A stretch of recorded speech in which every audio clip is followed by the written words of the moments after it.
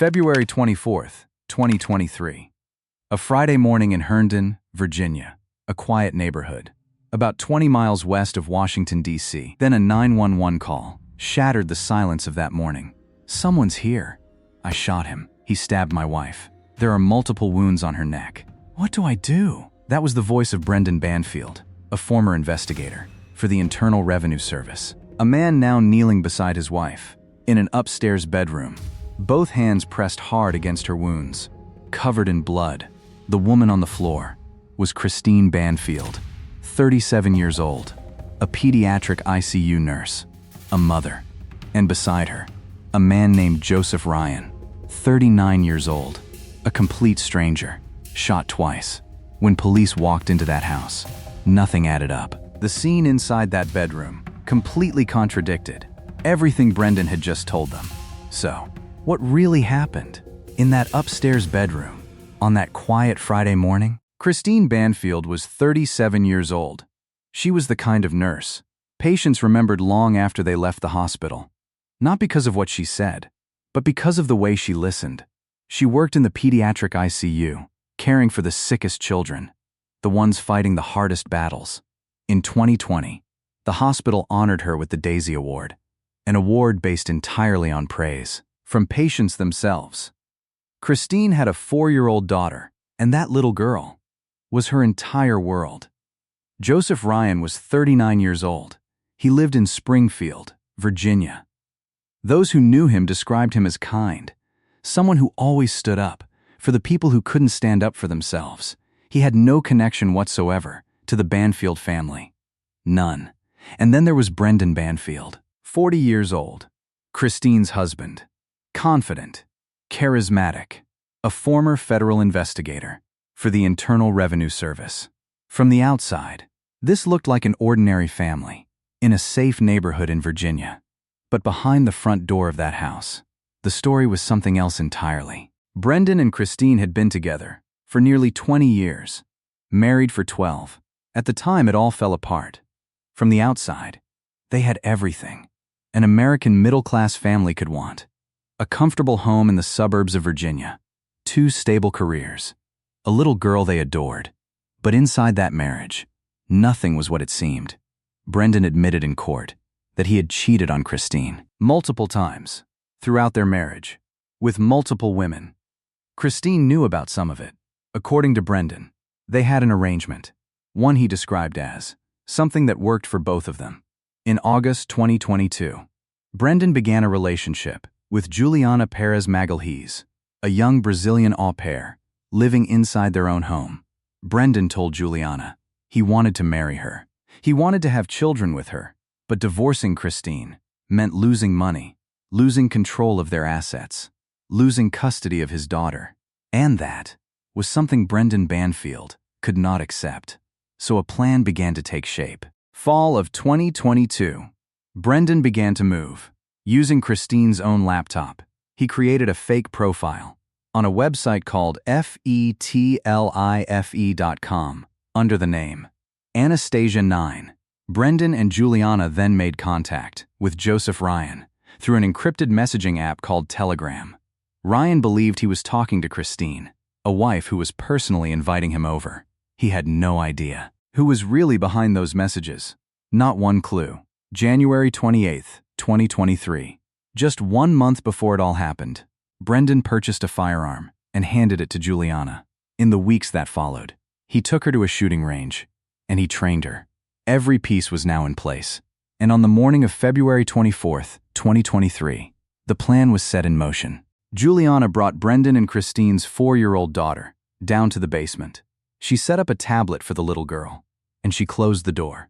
Brendan got in his car and drove to a nearby McDonald's, about a mile from the house, and he waited in the parking lot.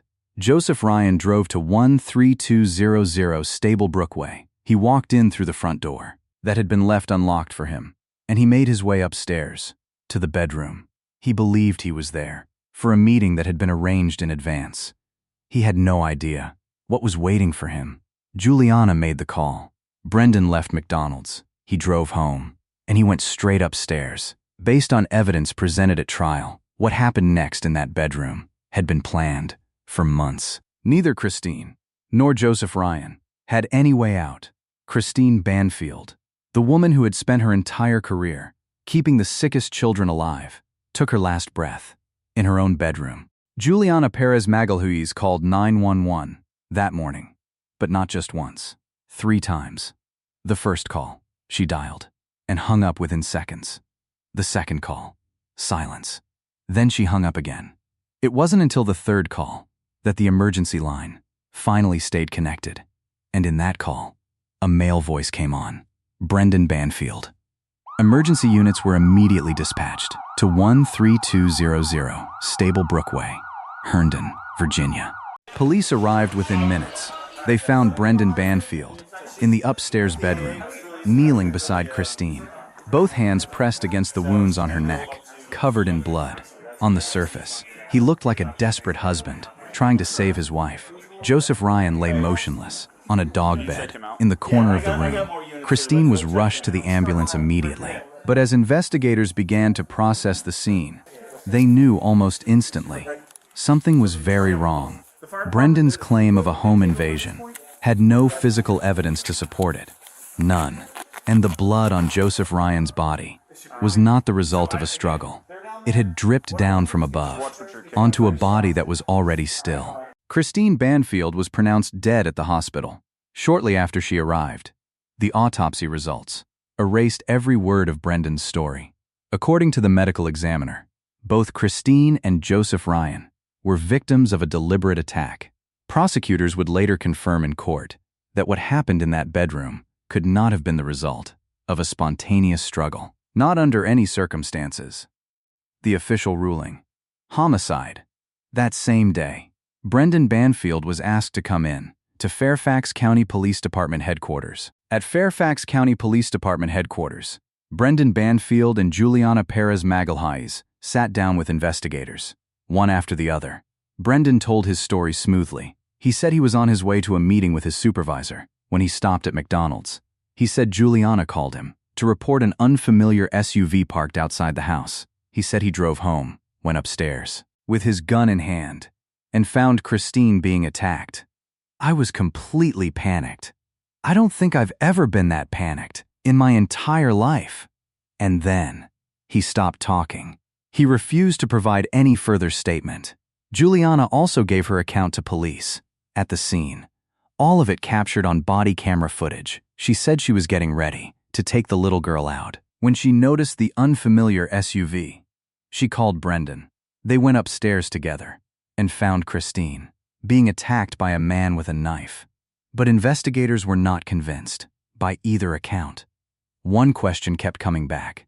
Why would Ryan, a man with only a knife, refuse to drop his weapon when confronted by someone with a gun? Authorities did not yet have enough to hold them. Both Brendan and Juliana walked out that day, but the investigation had only just begun. After both of them walked out, investigators did not rest. In the months that followed, they began peeling back every layer of Brendan Banfield's life. The digital evidence came first. Data analysis showed that activity on the Anastasia 9 inches profile began just 24 seconds after Christine's work email was logged into. Not enough time for Christine to have done it herself. On February 20th, 2023, location data confirmed that Brendan and Juliana were both outside the house while that profile was still actively being used. Then there was the McDonald's security footage. Cameras captured Brendan in the drive-through line at 7:30 in the morning on February 24th. Then his phone rang, and he left.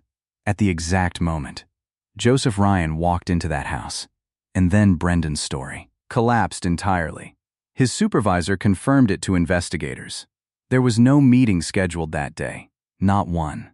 The supervisor had been in Baltimore, running an undercover operation. One piece at a time, the picture of Brendan Banfield came into focus. And it was not the picture he wanted anyone to see. After months of investigating, authorities had built a case that was nearly impossible to tear apart. The physical evidence was critical. A bloodstain pattern analyst determined that Christine's blood on Ryan's body had dripped downward onto a body that was already motionless, completely destroying Brendan's claim of a home invasion. Christine's DNA was found on Brendan's jeans and on Juliana's shoes, placing both of them at the scene at the exact moment it happened. Then there was the gun, purchased by Brendan on January 28, 2023, just 1 month before the attack, handed directly to Juliana, with no reasonable explanation, unless a plan had already been made. By September 2024, the Fairfax County Commonwealth's Attorney's Office had seen enough. The case was ready. October 2023, 8 months after that Friday morning, Fairfax County Police Department officially arrested Juliana Perez Magalhaes and charged her with second-degree murder in the death of Joseph Ryan. She was taken into custody with no bond. In the interrogations that followed, Juliana talked. She admitted to shooting Ryan. And then, in a session that lasted 4 hours, Juliana told investigators everything, for the first time, how Brendan first told her he wanted to get rid of Christine back in October 2022, and every single step of what happened. On the morning of February 24, 2023, September 2024, after bloodstain pattern analysis determined that Brendan was the one who directly attacked Christine, Fairfax County Police pulled him over during a traffic stop in Fairfax County and arrested him on the spot. Brendan Banfield was charged with 2 counts of premeditated murder in the deaths of Christine Banfield and Joseph Ryan, along with use of a firearm in the commission of a felony and child endangerment. The court denied bond. Brendan was deemed a flight risk and a danger to the community. October 2024, Juliana Perez Magalhaes entered a guilty plea to voluntary manslaughter in the death of Joseph Ryan. She agreed to cooperate with prosecutors, and she agreed to testify against Brendan Banfield at trial. January 12, 2026, nearly 3 years after that Friday morning, the trial officially began at Fairfax County Circuit Court in Fairfax, Virginia. Over 3 weeks of testimony, Juliana took the stand for the prosecution. A bloodstain pattern expert told the jury that the evidence completely ruled out any theory of a home invasion. Then came a moment rarely seen in a courtroom. Brendan took the stand himself to testify in his own defense. But his words could not hold up against the weight of the evidence. Prosecutors had already laid before that jury, February 2, 2026. After nearly 9 hours of deliberation, the jury came back. Brendan Banfield was found guilty on 2 counts of premeditated murder in Joseph Ryan Banfield and Joseph Ryan, along with use of a firearm in the commission of a felony and child endangerment. February 13, 2026. Juliana Perez Magalhaes was sentenced to 10 years in prison. June 5, 2026. Brendan Banfield was sentenced to life in prison with no possibility of parole. No deal. No second chances. Life. The verdict came down, and it spread across the United States and all the way to Brazil, almost instantly. The case sent shockwaves through the public, not just because of the brutality of the crime, but because of how meticulously every single detail had been planned. Across social media, the reaction was overwhelmingly one thing: outrage, not just at what Brendan did to Christine, but at the fate of Joseph Ryan, a completely innocent man, someone who had no idea he had been lured into a trap, who paid for it with his life. As for the sentences, most agreed that life in prison was exactly what Brendan Banfield deserved, but many raised a question that did not have an easy answer. Why did the person who pulled the trigger receive only 10 years, with the possibility of walking free in less than 5? The case of Brendan Banfield became one of the most shocking and most talked about cases in America in 2026. And before we go, I want to ask you something. Do you think justice was truly served? And in today's world, do we ever really know who we are actually talking to online? The person on the other side of the screen, the profile with the carefully chosen name, the messages that feel so real. Do we ever truly know?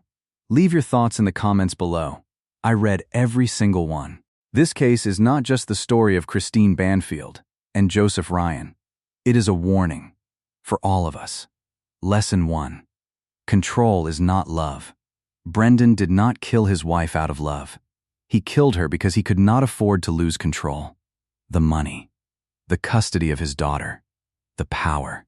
When someone in a relationship feels they cannot leave without losing everything, that is a sign that cannot be ignored. Lesson 2. Financial transparency in a marriage is not a sign of distrust. It is the foundation. Love cannot replace legal documentation. In any relationship, assets, legal rights, finances, all of it needs to be clearly established from the very beginning. Lesson 3. Online. Not everyone is who they claim to be. Joseph Ryan believed he was talking to a real person. He had no idea that behind those messages, a trap had already been set. In today's world, being cautious online is not paranoia. It is self-preservation.